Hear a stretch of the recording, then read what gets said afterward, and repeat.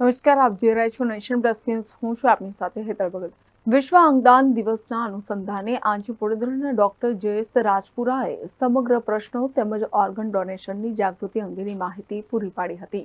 એક વ્યક્તિના અંગદાનથી 8 થી 9 લોકોને નવજીવન મળી શકે છે. નેશનલ હેલ્થ પોર્ટલ મુજબ ભારતમાં લોકોને યોગ્ય સમયે અંગો ન મળવાના કારણે દર વર્ષે 5 લાખ લોકો મૃત્યુ પામે છે, જેમાંથી લીવરના અભાવે જીવ ગુમાવનાર લોકોની સંખ્યા લગભગ 2 લાખ જેટલી છે.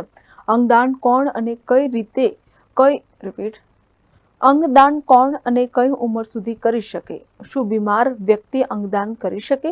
અંગદાન અંગેના તમામ પ્રશ્નોના જવાબ આજરોજ વડોદરાના ડોક્ટર જયેશ રાજપુરા દ્વારા આપવામાં આવ્યા હતા. વિશ્વ અંગદાન દિવસના અનુસંધાને આજે વડોદરાના ડોક્ટર જયેશ રાજપુરાએ સમગ્ર પ્રશ્નો તેમજ ઓર્ગન ડોનેશનની જાગૃતિ અંગેની માહિતી પૂરી પાડી હતી.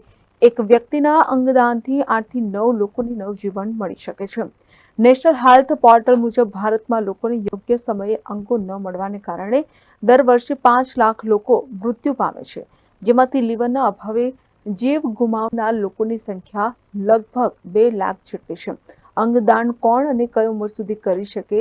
શું બીમાર વ્યક્તિ અંગદાન કરી શકે?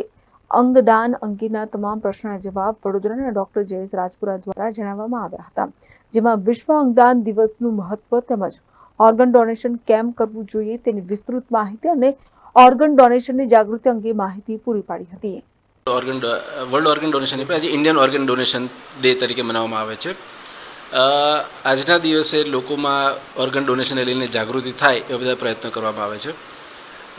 એવું કહેવાય કે અત્યારે દર વર્ષે ઓછામાં ઓછા 2 લાખથી વધારે લોકો એવા હોય છે કે જેને અલગ અલગ ઓર્ગનની જરૂર હોય છે. કિડની છે, લીવર છે, હાર્ટ છે, પરંતુ એની સામે ઓર્ગન મળી રહ્યા છે માત્ર 17,000 થી 18,000. એટલે એવું કહેવાય કે 90% લોકો ઓર્ગન ડોનેશન વગર જ મૃત્યુ પામે છે. આ મૃત્યુઆંક ઘટાડવા માટે થઈને લોકોમાં ઓર્ગનને ડોનેશન લઈને જાગૃત થાય એવા કાર્યો કરવા જોઈએ. હવે આ ઓર્ગન આપી કોણ શકે, કોણ ડોનેટ કરી શકે? તો જે વ્યક્તિ બ્રેઇન-ડેડ છે, કે જેનું બ્રેઇનના કોઈ પણ ફંક્શન્સ નથી, પરંતુ હૃદય, કિડની, લીવર આ બધા ઓર્ગન નોર્મલ કામ કરી રહ્યા છે, એવા વ્યક્તિ જ પોતાનું ઓર્ગનનું ડોનેશન કરી શકે છે. એક વ્યક્તિ ઓછામાં ઓછા 6 life saving organ liver, kidney, heart, pancreas, intestine આટલા ઓર્ગનનું ડોનેશન કરી શકે છે. જોવા જઈએ તો બીજા પણ બધા ઓર્ગન છે જેનું ડોનેશન કરી શકાય છે, જેમ કે યુટ્રસ છે, સ્કિન છે, વેસલ્સ છે, પણ એ લાઈફ સેવિંગ ઓર્ગનમાં નથી આવતા. પણ સરકાર માત્ર અત્યારે જે લાઈફ સેવિંગ ઓર્ગન છે એના ડોનેશનની જ હિમાયત કરી રહી છે. હવે જ્યારે દર્દી બ્રેઇન ડેડ ડિક્લેર કરવામાં આવે છે ત્યારે દર્દીના સગાને એમ થાય છે કે અમે શું કામ ઓર્ગન ડોનેટ કરીએ, વાય મી ઓનલી. હવે સમાજમાં અત્યારે ડાયાબિટીસ, બ્લડ પ્રેશર એ બધા રોગો એટલા બધા વધી ગયા છે કે જેને કારણે ઘણા બધા દર્દીઓને કિડનીની બીમારી થઈ રહી છે.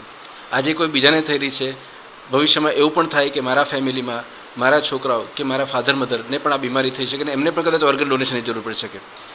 જો પોતે આપણે ઇનિશિયેટિવ લઈએ અને ઓર્ગન ડોનેશન પ્રમોટ કરીએ તો ભવિષ્યમાં આપણને પણ આની જરૂર પડી શકે છે. એટલે આ વસ્તુને જેટલું પ્રમોટ કરીશું તો ભવિષ્યમાં આપણને તકલીફ ઓછી પડશે. હવે ઘણા લોકોને એવું હોય છે કે આ ઓર્ગન હોસ્પિટલવાળા લઈને વેચી દે છે કે એની કોઈ ગેરરીતિ કરી રહ્યા છે. તો એના માટે હું એવું કહીશ કે આખું ઓર્ગન ડોનેશનનું જે નિયમન છે એ national organ tissue transplant committee દ્વારા અને state organ tissue transplant committee દ્વારા થઈ રહ્યું છે. જ્યારે કોઈ દર્દી પોતાની વિલિંગનેસ બતાવે ઓર્ગન ડોનેશનની, ત્યારે એ બધાનું રજિસ્ટ્રી પોર્ટલ પર નોટોમાં અને સોટોમાં જાણ કરવામાં આવે છે અને આખું ઓર્ગન પ્રોક્યોરમેન્ટ અને ઓર્ગન ડિસ્ટ્રીબ્યુશન આખું નોટો અને સોટો દ્વારા કરવામાં આવે છે. જે રેસિપિયન્ટ છે એમનું એક લિસ્ટ, એમની એક ડિરેક્ટરી અમદાવાદમાં આઈકેડી ખાતે હોય છે અને જ્યારે ઓર્ગન અહીંથી લેવામાં આવે છે અને ત્યાં મોકલવામાં આવે છે ત્યારે લિસ્ટમાં જે દર્દીનું નામ છે કે વ્યક્તિનું નામ છે એને જ આ ઓર્ગન આપવામાં આવે છે. આમાં લિસ્ટ વગર કે નામ વગરના વ્યક્તિને આપી શકાતું નથી હોતું. તદુપરાંત જે ડોનર છે એમને કોઈપણ પ્રકારની પૈસાની કે બીજી કોઈપણ પ્રકારની લાલચ આપવામાં નથી આવતી. હોસ્પિટલને પણ આના માટે કોઈપણ ફાઇનાન્શિયલ ગેઇન માટેની લાલચ આપવામાં નથી આવતી.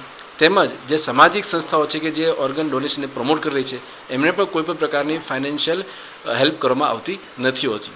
ટૂંકમાં આ આખો જે પ્રોગ્રામ છે જે એક સ્વૈચ્છિક છે અને કોઈપણ પ્રકારની ગેરરીતિ વગર કરવામાં આવે એ રીતે સરકાર કામ કરી રહી છે. ઘણી વખત દર્દીના સગાને એવું થાય છે કે અમે લોકો ઓર્ગન ડોનેશન કરાવીશું તો અમારી જે દર્દી છે એનું ડિસફિગરમેન્ટ થઈ જશે, એનો લુક બગડી જશે.